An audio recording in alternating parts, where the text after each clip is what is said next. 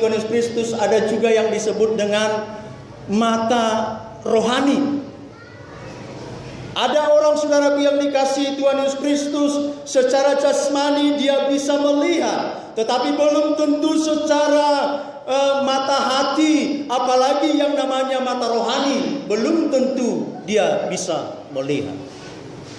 Nah, saudara-saudaraku yang dikasihi Tuhan Yesus Kristus, itu sebabnya yang dimaksud oleh firman Tuhan pada saat malam hari ini, lihatlah, kita bukan hanya sekedar melihat secara jasmani kita, tetapi juga saudaraku yang dikasihi Tuhan Yesus Kristus, mata hati kita, amat terlebih mata rohani kita harus mampu melihat. Puji Tuhan.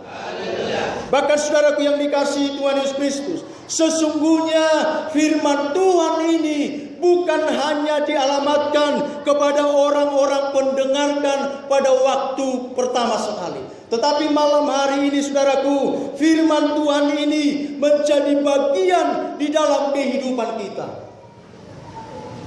Lihatlah gereja Pentakosta. Lihatlah kaum bapak, lihatlah kaum ibu, lihatlah para kaum muda, lihatlah para hamba-hamba Tuhan. Lihatlah perkembangan yang sedang terjadi. Lihatlah sedang perubahan-perubahan yang sedang terjadi di tengah-tengah gereja kita ini. Banyak sekali saudaraku yang dikasihi Tuhan Yesus Kristus, kita tidak menyadari hal ini. Bahkan mungkin saudaraku yang dikasihi Tuhan Yesus Kristus, kita tidak melihatnya. Sehingga sampai di minggu kemarin kita pun masih malas datang beribadah. Karena apa? Karena kita tidak melihat perkembangan demi perkembangan yang terjadi. Karena kita tidak melihat bagaimana perubahan bisa terjadi di kelompok yang namanya kaum bapak. Puji Tuhan. Karena kita tidak bisa melihat bagaimana perubahan terjadi di tengah-tengah kelompok kaum ibu. Karena kita tidak bisa melihat bagaimana perubahan bisa terjadi di tengah-tengah kelompok yang namanya kaum muda. Lihatlah jemaat gereja Pentakosta. Lihatlah kaum bapak, lihat kaum muda, lihat kaum ibu. Nah, saudara-saudaraku yang dikasihi tentang Tuhan Yesus Kristus, melihat tentang apa sesungguhnya yang disampaikan kebenaran firman Tuhan ini, sehingga membutuhkan mata hati kita, sehingga membutuhkan mata rohani kita. Melihat tentang apa, saudara? Kalau kita melihat dalam kelanjutannya ayat pembacaan kita tadi, lihatlah betapa besarnya kasih yang dikaruniakan Bapa kepada kita. Puji Tuhan. Ini yang coba yang harus kita lihat, saudaraku yang dikasihi Tuhan Yesus Kristus. Lihatlah betapa besarnya kasih yang dikaruniakan Bapa kepada kita. Apakah kita melihat ini, saudaraku? Apakah kita menyadari hal ini, saudaraku yang dikasihi Tuhan Yesus Kristus? Betapa besarnya kasih yang dikaruniakan oleh Bapa kepada kita. Tidak ada kasih yang lebih besar di tengah-tengah dunia ini seperti kasih yang diberikan Allah kepada ke tengah-tengah manusia. Tidak ada, saudara. Tidak ada yang bisa dibandingkan. Nah, saudara-saudaraku yang dikasihi Tuhan Yesus Kristus, bahkan sesungguhnya saudaraku, kita tidak layak menerima kasih dan kemurahan Tuhan ke dalam kehidupan kita. Bapak Mandulang tadi mengatakan dalam sambutannya bahwa sesungguhnya apa yang terjadi sekarang ini adalah merupakan anugerah, kasih karunia. Dan dijelaskan tadi kasih karunia itu, saudara, bukan karena perbuatan seseorang, itu diberikan secara cuma-cuma, secara gratis. Itu sebabnya warga gereja Pentakosta berbahagia. Karena apa? Karena kita menerima kasih karunia yang dari Tuhan, yang diberikan secara cuma-cuma, secara gratis. Haleluya. Puji Tuhan. Kita gratis. Diberikan secara cuma-cuma, saudara. Ya, bukan karena kebaikan daripada seseorang, bukan karena kecakapan daripada seseorang, bukan karena kecantikan daripada para kaum ibu, bukan karena kegantengan daripada kaum pria, tidak. Tetapi firman Tuhan katakan, kasih yang dianugerahkan, yang diberikan oleh Allah kepada manusia semata-mata oleh karena kasih dan anugerah. Bahkan sesungguhnya kita tidak layak menerima itu, saudara. Kenapa tidak layak? Karena firman Tuhan katakan sesungguhnya kita manusia ini adalah manusia-manusia durhaka. Ketika Adam dan Hawa tidak menuruti firman Tuhan, mereka lebih condong kepada apa yang disampaikan oleh iblis. Maka semenjak itu, saudaraku yang dikasihi Tuhan Yesus Kristus, manusia menjadi manusia yang durhaka kepada Tuhan. Di tengah-tengah bangsa kita, saudara, ada legenda yang sangat mungkin sudah akrab di telinga kita tentang anak durhaka, yaitu tentang maling kundang dan si Mardan yang dikutuk, saudara. Ya, jadi sesungguhnya, saudaraku yang dikasihi Tuhan Yesus Kristus, ketika dikatakan bahwa kita ini sesungguhnya adalah manusia-manusia durhaka, harusnya kita dikutuk oleh Tuhan. Tetapi firman Tuhan katakan di dalam Yohanes pasal yang ketiga ayat yang ke-16 itu, dikatakan di situ, karena begitu besar kasih Allah akan dunia ini, sehingga ia telah mengaruniakan anaknya yang tunggal. Supaya apa, saudaraku yang dikasihi Tuhan Yesus Kristus? Supaya saudara dan saya memperoleh hidup yang kekal. Puji Tuhan. Nah, saudara-saudaraku yang dikasihi Tuhan Yesus Kristus, selanjutnya, kasih tentang apa ini?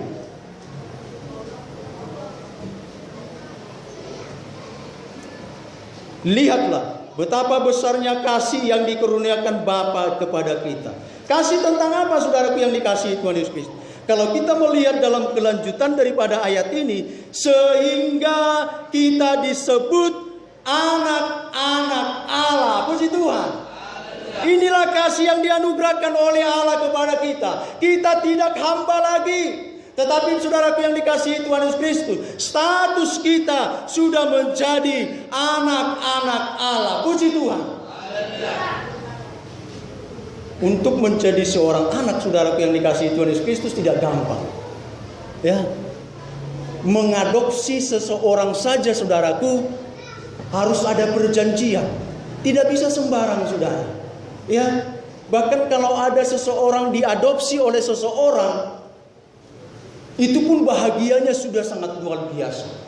Seandainya Bapak Gembala kita mengangkat saya menjadi anaknya, saya pun akan merasa bangga. Saya pun akan merasa bahagia.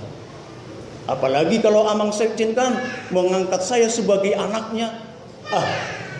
Pendeta muda Nababan, anak Udohoba, inna kan betul bangga rutong iba.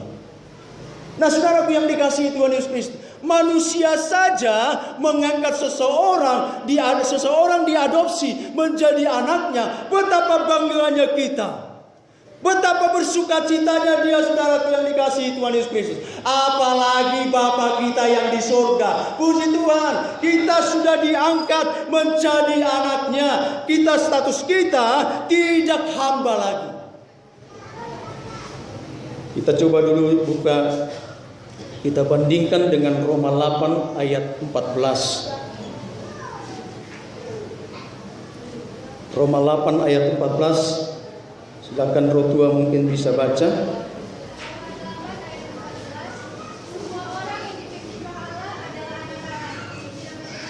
Semua orang yang dipimpin roh Allah adalah anak Allah. Puji Tuhan. Haleluya. Seberapa banyak di antara kita yang yakin bahwa kita adalah orang-orang yang dipimpin oleh roh Allah? Halo? Haleluya. Saya percaya setiap kita yang ada di tempat ini, kita adalah orang-orang yang dipimpin oleh roh Allah. Oleh karena kita sudah dipimpin oleh Roh Allah, maka firman Tuhan katakan bahwa kita adalah anak Allah.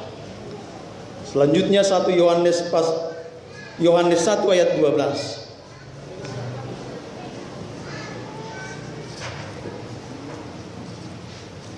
Silakan Roh Tua. Yohanes 1 ayat 12. Tetapi semua orang yang menerimanya diberinya kuasa supaya menjadi anak-anak Allah, yaitu mereka yang percaya dalam namanya. Puji nama Tuhan. Tetapi semua orang yang menerimanya. Menerima siapa ini? Menerima Tuhan Yesus Kristus. Ya, saya percaya setiap kita yang hadir di tempat ini sudah menerima Yesus Kristus sebagai Tuhan Yesus Kristus. Haleluya. Haleluya. Dan kalaupun saudaraku yang dikasihi Tuhan Yesus Kristus, malam hari ini dia ragu-ragu, atau saudaraku yang dikasihi Tuhan Yesus Kristus, dia malam hari ini pun belum menerima sebagai Kristus sebagai juru selamatnya, malam hari ini ambil sebuah keputusan. Karena lewat itulah saudaraku yang dikasihi Tuhan Yesus Kristus, kita disebut menjadi anak-anak Allah. Lihatlah betapa besarnya kasih yang dikaruniakan Bapa kepada kita. Kasih tentang apa saudaraku yang dikasihi Tuhan Yesus Kristus? Yaitu kasih tentang di mana Allah yang tadinya adalah seteru manusia, yang tadinya adalah musuh manusia, tetapi Allah yang sama itu mengangkat kita menjadi anak-anaknya. Kapan? Ketika kita berkata, Engkau adalah Tuhan dan Juru Selamatku. Ketika kita mengakui bahwa Kristus adalah Tuhan dan Juru Selamat kita. Nah, saudara-saudaraku yang dikasihi Tuhan Yesus Kristus, selanjutnya saudara, apa yang kita peroleh sebagai anak? Tentunya saudaraku yang dikasihi Tuhan Yesus Kristus, kalau status saya sebagai anak beda dengan status kalau misalnya ada di rumah orang tua saya itu pembantu, hatuban, hamba. Beda saudara. Ya. Ketika status seseorang ataupun status saya menjadi seorang anak, maka saudaraku yang dikasihi Tuhan Yesus Kristus, ada hal-hal yang dia peroleh. Yang pertama saudara, Galatia 4 ayat 7.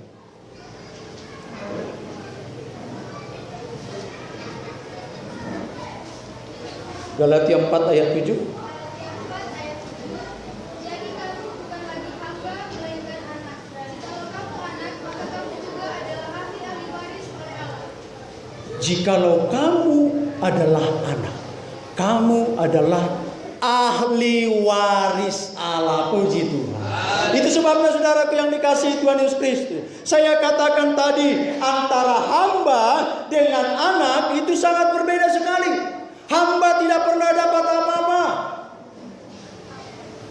tetapi firman Tuhan katakan kita ini adalah anak. Nah, oleh karena kita adalah anak, maka kita adalah ahli waris. Dan status saya pun sebagai anak saudaraku yang dikasihi Tuhan Yesus Kristus, secara jasmani, ya, saya pun menjadi ahli waris dari orang tua saya. Tidak mungkin saudaraku yang dikasihi Tuhan Yesus Kristus, orang tua mempunyai anak, tetapi warisannya diberikan kepada orang lain. Mungkin ada sesuatu, ya, ada sesuatu mungkin yang terjadi. Tetapi sewajarnya lah saudaraku yang dikasihi Tuhan Yesus Kristus, kalau saya adalah sebagai anak, maka seharusnya saya menjadi ahli waris. Selanjutnya saudara, Roma 8 ayat 17.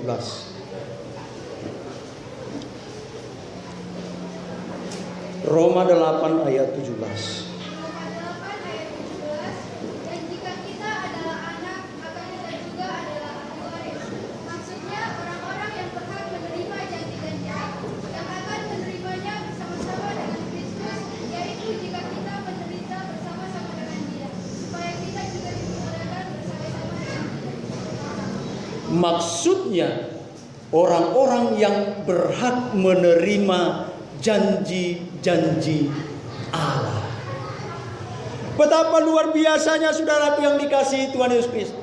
Betapa bahagianya saya ketika saya menjadi pengikut daripada Kristus Yesus. Karena apa saudaraku yang dikasihi Tuhan Yesus Kristus? Karena saya adalah wali waris dan saya adalah merupakan menerima janji-janji Allah. Di dalam Alkitab ini saudaraku yang dikasihi Tuhan Yesus Kristus, ada begitu banyak janji-janji Allah.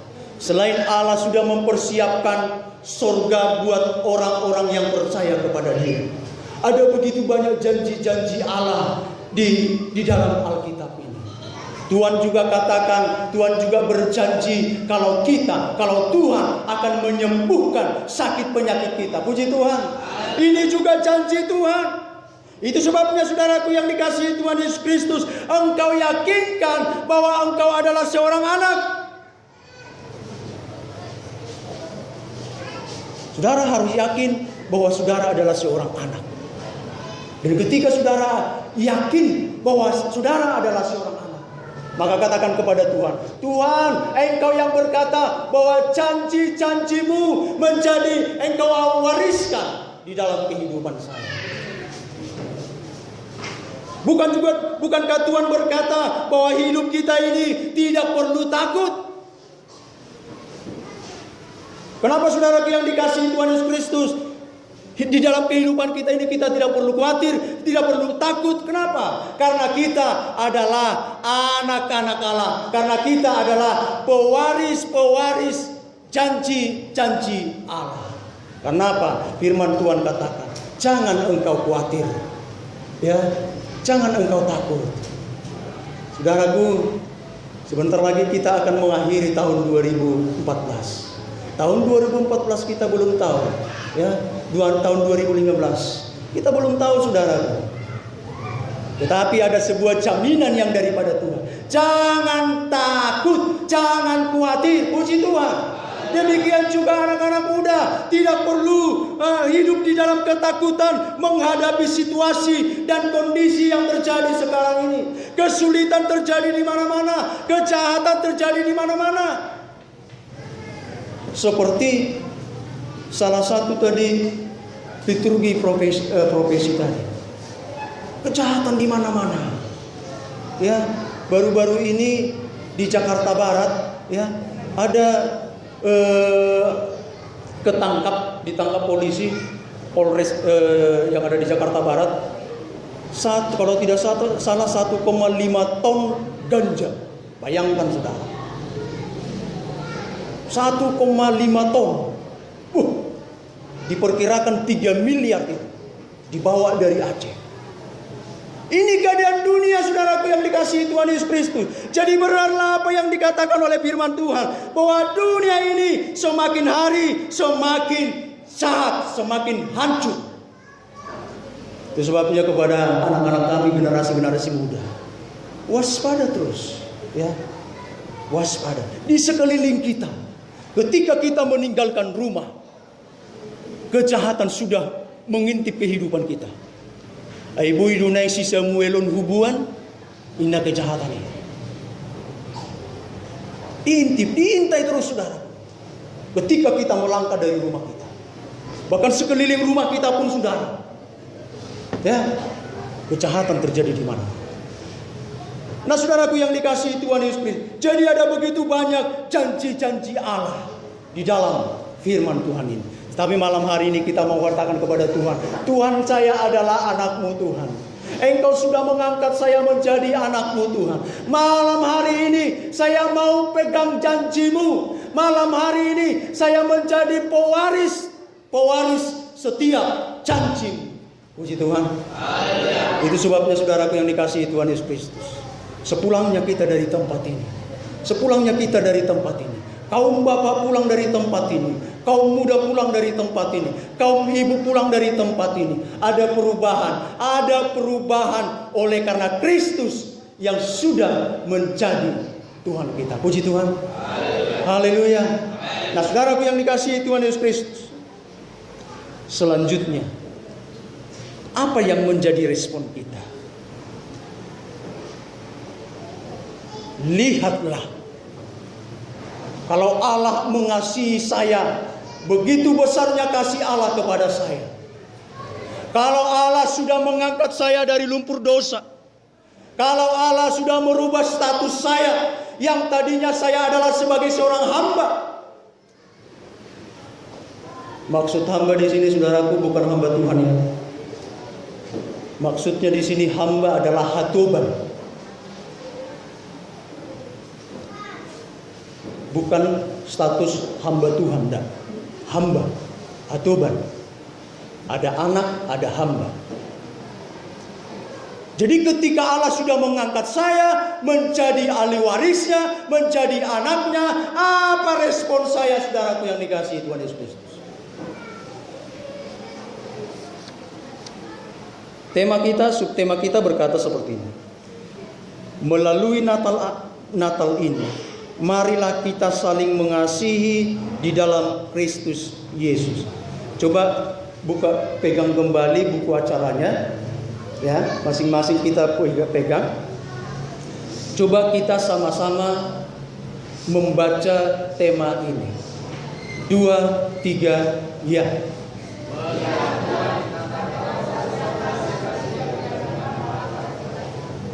Dan jelas. Tapi biasanya bolo Natal semangat tuh. Oh, serana su jelas.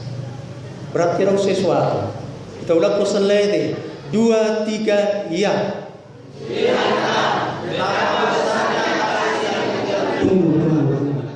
Saya tidak tahu saya yang salah informasi atau Bapak Ibu yang salah dengar.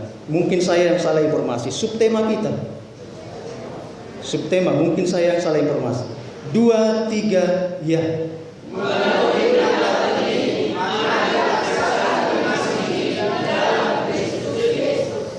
Ini yang menjadi respon kita, puji Tuhan. Ini yang menjadi respon kita, saudara. Ya, kita datang bernatal ke tempat ini. Kita lakukan Natal setiap hari, mungkin beberapa kali sudah. Ya. Tetapi yang menjadi respon kita malam hari ini, di malam Natal tanggal 24 malam ini 2014, ini yang menjadi respon kita. Coba baca Markus 12 ayat 30.